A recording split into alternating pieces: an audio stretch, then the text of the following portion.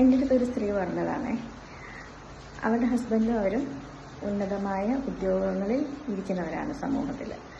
അപ്പോൾ അവർ തമ്മിൽ വഴക്കിടുമ്പോൾ അവരുടെ അമ്മായിമ്മ പറയും, എടാ ചുമ്മാ അവളെ നീ കിടന്ന് അലറാതെ, അവൾ നന്നാവൂല.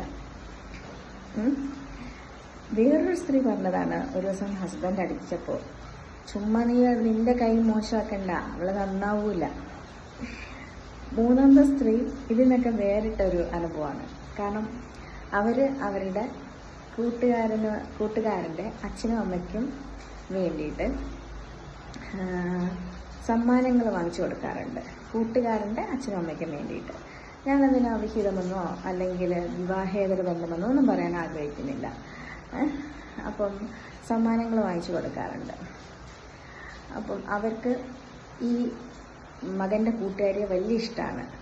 മരുമകൾ വീട്ടിൽ പോകുന്ന സമയത്ത് ഈ മകൻ്റെ കൂട്ടുകാരി അവർ വീട്ടിൽ വിളിച്ച് ഭക്ഷണമൊക്കെ ഒരുക്കി കൂട്ടുകാരൻ്റെ അമ്മയും അച്ഛനും കൂട്ടാറുണ്ട്.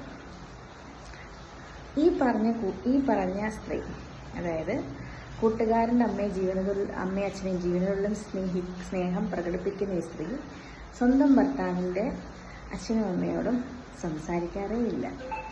അപ്പോൾ നമ്മുടെ നാട്ടിൽ ഈ വൃദ്ധസദനങ്ങളൊക്കെ കൂടുമ്പോഴേ അതിന് പിന്നിൽ കുറേ കാര്യങ്ങളുണ്ട്.